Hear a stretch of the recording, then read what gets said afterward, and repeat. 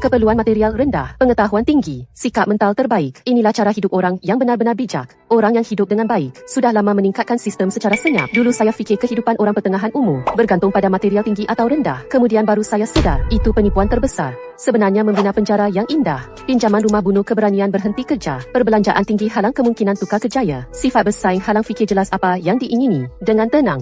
Lapisan pertama, keperluan material rendah. Keperluan material rendah bukan hidup sebagai petapa, bukan juga sengaja berkompromi. Intinya adalah pertukaran. Guna kawalan kos hidup untuk dapat inisiatif pilihan hidup. Buffett tinggal di rumah lama 60 tahun. Jobs pakai baju kola tinggi hitam beberapa dekad. Bukan kedekut, tetapi mereka faham.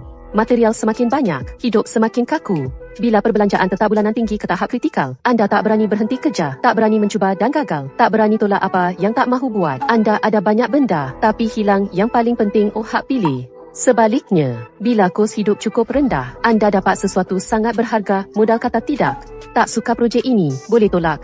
Industri ada masalah, ada masa belajar dan bertukar. Mahu cuba arah baru, kos mencuba dan gagal boleh ditanggung. Kekuatan keperluan material rendah bukan buat anda miskin, tapi buat anda tak takut miskin. Ini dua keadaan hidup yang berbeza sama sekali. Keperluan material rendah, pengetahuan tinggi, sikap mental terbaik. Inilah cara hidup orang yang benar-benar bijak. Orang yang hidup dengan baik, sudah lama meningkatkan sistem secara senyap. Dulu saya fikir kehidupan orang pertengahan umur bergantung pada material tinggi atau rendah. Kemudian baru saya sedar, itu penipuan terbesar. Sebenarnya membina penjara yang indah, pinjaman rumah bunuh keberanian berhenti kerja, perbelanjaan tinggi halang kemungkinan tukar kerjaya, sifat bersaing halang fikir jelas apa yang diingini dengan tenang.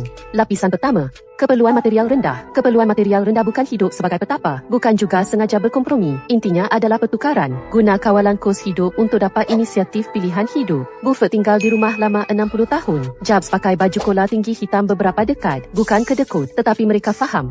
Material semakin banyak, hidup semakin kaku. Bila perbelanjaan tetap bulanan tinggi ke tahap kritikal, anda tak berani berhenti kerja, tak berani mencuba dan gagal, tak berani tolak apa yang tak mahu buat. Anda ada banyak benda, tapi hilang yang paling penting, hak pilih. Sebaliknya, bila kos hidup cukup rendah, anda dapat sesuatu sangat berharga, modal kata tidak.